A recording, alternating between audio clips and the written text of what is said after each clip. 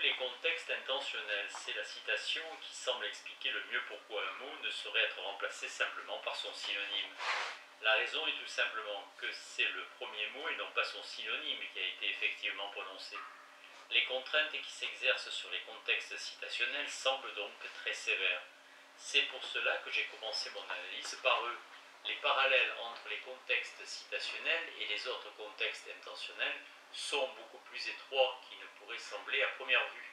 En bref, je me sers de la citation comme un modèle pour les autres cas. Je commencerai par les contextes modaux. C'est une observation triviale que, du point de vue logique, les modalités sont des opérations portant sur des phrases, de telle sorte que la phrase qui résulte de l'attachement d'un opérateur modal à une phrase enchâssée est vraie si et seulement si la phrase enchâssée satisfait les conditions de la modalité. Une phrase modale est donc au sujet d'une propriété de la phrase enchâssée et elle est vraie si celle-ci possède la propriété exigée. Fausse lorsqu'elle ne la possède pas. Elle est toujours à propos de la phrase enchâssée dans sa particularité et non pas au sujet d'une phrase qu'on pourrait obtenir en remplaçant ces termes par des termes co-référentiels. Elle n'est donc pas en elle-même au sujet de ce à quoi réfère la phrase enchâssée. Réfléchissons un instant sur le célèbre exemple de Frege. L'étoile du matin est identique à l'étoile du soir, et à son proche compagnon, l'étoile du matin est identique à l'étoile du matin. En général, on admet que seulement la seconde est une phrase nécessaire. Sa nécessité ne découle pas d'une donnée astronomique, mais du fait que la phrase est une instantiation du schéma logique A est égal à A. Schéma qui présuppose l'identité des deux termes corrélés. Quant à la première phrase, elle est possible, tout simplement parce qu'elle n'est pas une instantiation ni du schéma de l'identité ni du schéma de la contradiction. A n'est pas égal à A. Les phrases qui ne sont pas des instantiations d'aucun des deux schémas sont possibles, non pas en vertu d'un trait de l'univers, mais tout simplement en vertu de la structure de leurs termes. De même, il est possible que l'étoile du matin soit identique à l'étoile du soir, et vrai uniquement en vertu de ces mêmes faits concernant les termes logiques, et non pas en référence à ce qui pourrait rendre vraie ou fausse la phrase enchâssée. Cette phrase est totalement indépendante de toute considération permettant d'établir des identités intramondaines. Le fait que les phrases modales ne concernent que les termes qui les composent explique leur caractère intentionnel. S'il est vrai que la vérité ou fausseté des phrases intentionnelles dépend des propriétés du langage auxquelles elles se rapportent, et il semble qu'il n'y ait pas grand-chose d'autre à dire sur ce sujet, même si, de par ces autres aspects, la question des modalités est complexe. Je ne m'intéresse qu'à leur statut intentionnel. Bien entendu, il peut exister certains usages des termes nécessaires, possibles et impossibles qui ne rendent pas intentionnelles les phrases, qui les régissent comme quantificateurs modaux. Ainsi, lorsque je dis qu'il est possible que je me marie, il est loin d'être évident que la phrase en question soit intentionnelle, tout simplement parce qu'il n'est pas sûr que possible intervienne ici comme un opérateur modal, dont la représentation logique serait une opération sur la phrase en question. Il n'empêche que l'analyse de phrases de ce type est sans doute complexe. Prenons par exemple l'énoncé « Il est possible que Smith soit marié ». Supposons que Smith soit chef comptable. Donc, s'il est possible que Smith soit marié, il est aussi possible que le chef comptable soit marié, puisque les deux sont une seule et même personne. Mais Smith est aussi le même individu que l'époux de Madame Smith. Or, bien qu'il soit possible d'affirmer que le mari de Madame Smith est marié, puisqu'il s'agit de Smith lui-même, et bien que ce fait soit grammaticalement équivalent à la phrase « Il est possible que le chef comptable soit marié », dire une chose pareille paraît très étrange. Ceci sans doute parce que le fait en question a moins de rapport avec Smith, sous quelque description qu'on le considère, qu'avec la manière dont on prend le terme possible. De nos jours, par un étrange retour aux conceptions médiévales, on soutient parfois que possible veut dire pas incompatible avec l'essence de. Il se peut qu'ainsi on fasse preuve d'une compréhension profonde de l'expression en question, mais n'oublions pas que selon d'autres analyses, non moins brillantes, l'essence peut être réduite à la définition. Ainsi, il semblerait que « il est possible que » devrait être lu comme « ce n'est pas par définition pour ne pas, que ne pas ». Mais cette paraphrase sonne faux dans le cas de Smith, considéré comme étant le mari de Madame Smith, car le fait que le mari de Madame Smith est marié semble au contraire être une affaire de définition. En tout cas, Si on interprète il est possible que de cette manière, l'expression nous renvoie à une définition, et toute définition est affaire de mots. On dit aussi parfois qu'il est possible que est une qualification épistémique, de sorte que il est possible que Smith soit marié, peut être considéré comme équivalent à pour autant qu'on sache Smith est marié, ou il est compatible avec ce que nous savons de Smith qu'il soit marié.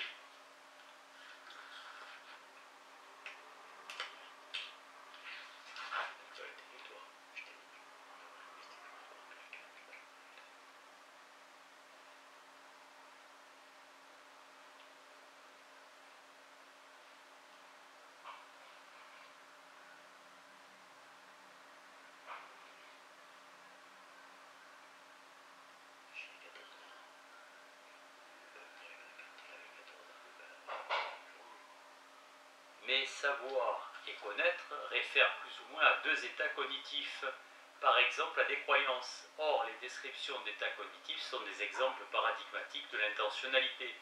Mais là encore, la pénombre d'ignorance que semble impliquer une expression comme « pour autant qu'on sache » ou des expressions comparables de modestie cognitive ne saurait guère survivre à la prise en compte du fait qu'on se réfère à l'homme en question comme à un mari. Car à partir du moment où on sait qu'il est son mari, il ne saurait plus guère y avoir de doute qu'il est marié, à moins qu'on ne prenne ce verbe à un sens très spécial, très restreint. En général, il me semble que les usages non modaux de termes, qui ont aussi un usage modal, peuvent être analysés de telle manière que leur intentionnalité apparaisse comme dépendant de certains éléments, liés à des contextes ouvertement intentionnels, qui entrent dans la spécification de leurs conditions de vérité. Mais mon travail ici n'est pas d'exposer un catalogue ou de donner une description exhaustive de tous les cas possibles. Les attitudes propositionnelles, psychological ascriptions, dans le cas de phrases comportant des prédicats mentaux du genre croit, espère, a peur ou pense, suivi du fragment phrastique que S étant à son tour une phrase. La nature intentionnelle de la phrase enchâssée était reconnue clairement dès qu'on s'est intéressé à ces phénomènes. Il est possible de soumettre toutes ces phrases à la même analyse que la phrase M dit S, de sorte qu'elles apparaissent comme soumises aux mêmes contraintes que les citations directes.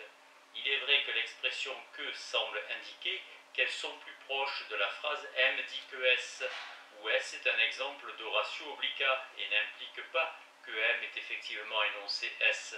Peut-être a-t-il employé d'autres termes équivalents à S du point de vue des intentions et du but poursuivi. Peut-être n'y a-t-il pas du tout prononcé de parole, mais s'est-il servi d'autres moyens de communication équivalents à S du point de vue des intentions et du but poursuivi, et ainsi de suite. Quel que soit le cas, si M a dit que S, il doit exister une phrase spécifique qui a été énoncée oralement, a été écrite ou a été communiquée autrement, et en dernière analyse, la phrase qui dit qu'une telle phrase a été énoncée est à propos de cette phrase avec sa grammaire et son vocabulaire spécifique. Or, nous avons vu que c'est précisément en vertu de cela que les contextes citationnels sont intentionnels.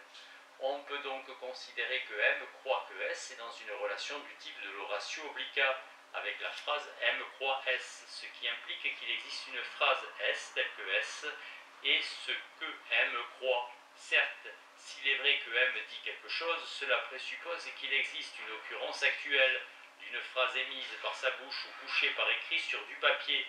Une phrase est produite, mais que peut-on dire d'une phrase qui est simplement crue? Où est-elle? Il existe des théories astucieuses qui affirment que le fait même de noter ce que M croit produit la phrase demandée. Mais dire que M croit cela et pointer sur la phrase notée est une description très peu naturelle des phénomènes qu'il s'agit d'expliquer. L'objection est donc de bon aloi. Ma propre théorie est que lorsque M croit que S est vrai, il existe un état propositionnel de M tel que S l'individualise. Croire que S veut dire qu'on représente le monde d'une manière que S exemplifie, attribue une croyance à quelqu'un revient donc en partie à caractériser une représentation. Cela vaut pour toutes les caractérisations mentales, comme l'espoir, la peur et le reste. Le problème de distinguer la croyance de l'espoir et de la peur reste évidemment entier, mais tout ce qui m'intéresse ici, c'est le caractère représentationnel de ces phénomènes. Pour aller vite, je dirais que je défends l'idée que l'esprit est un médium dans lequel les occurrences de représentations propositionnelles existent exactement de la même manière que les occurrences de phrases écrites existent sur le papier, ou les occurrences d'énoncés oraux dans l'éther. Ainsi, dans la mesure où les attitudes propositionnelles comportent parmi eux leurs conditions de vérité des références à une représentation, et on peut accepter cela même si on rejette ma théorie, qui est peut-être un peu trop abrupte, l'explication de leur caractère intentionnel s'impose d'elle-même, s'il est vrai qu'il y a intentionnalité, dès lors qu'il y a référence à une représentation. Les textes, à supposer qu'on puisse généraliser en partant de ces analyses approximatives, on peut dire que les contextes intentionnels naissent du fait que les phrases dans la formation desquelles ils entrent sont au sujet de phrases ou de représentations spécifiques, et non pas à propos de ce au sujet de quoi seraient ces phrases si elles étaient utilisées en dehors de ces contextes. Comme nous l'avons noté lors de la discussion des contextes citationnels, les contextes intentionnels sont parfois complexes dans la mesure où les phrases enchâssées, dont les propriétés font partie des conditions de vérité de la phrase complète, peuvent jouer plus d'un rôle. Ainsi, lorsqu'on cite un énoncé, on peut, outre le fait de le citer, exprimer son accord avec lui. La phrase enchâssée est à la fois mentionnée et utilisée dans le même acte langagier. D'autres fois, on ne se borne pas à noter le fait que quelqu'un croit que S, on veut dire en même temps que ce qu'il croit est vrai, donc on affirme aussi la phrase qu'on cite en tant que contenu d'une croyance. Cette dualité intervient certainement lorsqu'on prétend que quelqu'un connaît S, car affirmer cela implique qu'on connaisse soi-même cet S, et l'assertion que l'on sait qu'une phrase est le cas est généralement considérée comme une assertion performative de cette phrase. Donc, pour adopter une terminologie familière à nos besoins présents, une phrase peut, dans un même acte langagier, avoir une occurrence opaque et une occurrence transparente, étant entendu que l'intentionnalité est liée à son rôle ou à sa position opaque. C'est un fait qui n'apparaît nulle part, à mieux que dans certains textes littéraires. L'auteur ne se borne pas à affirmer certains faits, mais il choisit les mots à l'aide desquels il réalise ses assertions en ayant en vue encore d'autres buts, faire une allusion, soutenir une cadence, faire un calembour, se moquer d'un caractère, imposer un leitmotiv, autant d'intentions littéraires qu'il n'aurait pu réaliser s'il avait choisi d'autres mots. Ce sont ces traits textuels qui sont perdus lorsqu'un texte est traduit. Ce fait ne pose pas de problème comparable aussi longtemps que les critères pertinents sont ceux de la transparence, puisque tout ce qui peut être dit dans la langue de départ peut aussi être dit dans la langue d'arrivée. Mais c'est à cause de ces faits, ou en partie à cause d'eux, que nous préférons l'original à la traduction, et la traduction à la paraphrase ou au résumé.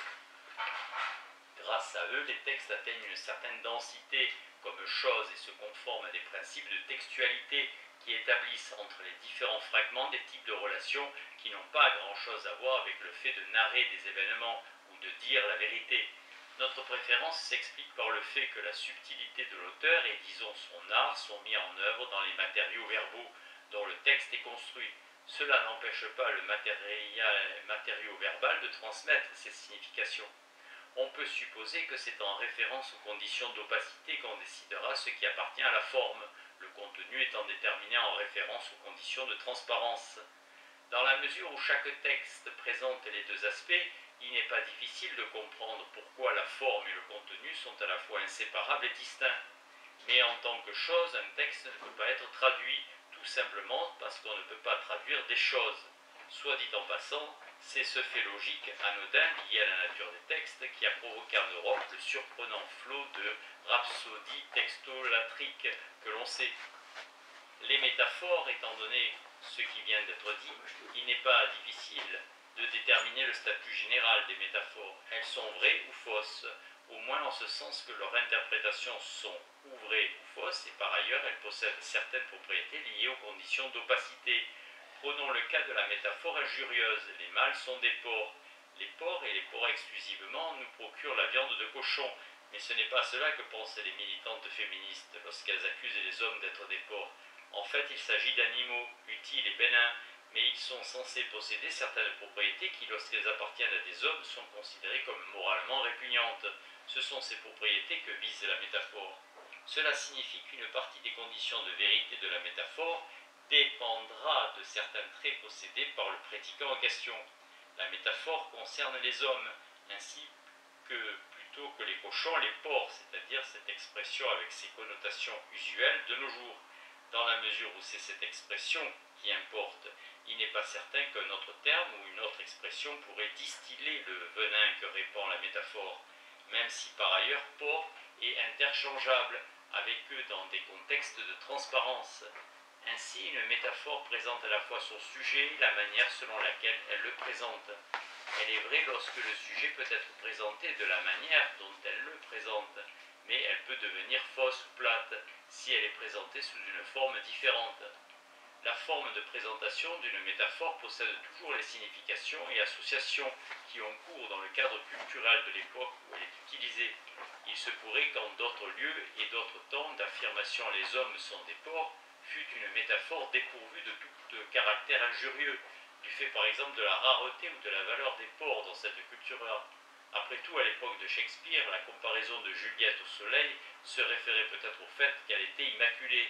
Cette connotation peut difficilement survivre à la découverte des taches solaires et à la déchéance des corps célestes, réduits à de simples corps matériels soumis aux lois de la mécanique. Pour ces raisons, les métaphores, bien qu'on puisse les traduire, y perdront ou gagneront en force du fait des différences culturelles liées aux deux langues.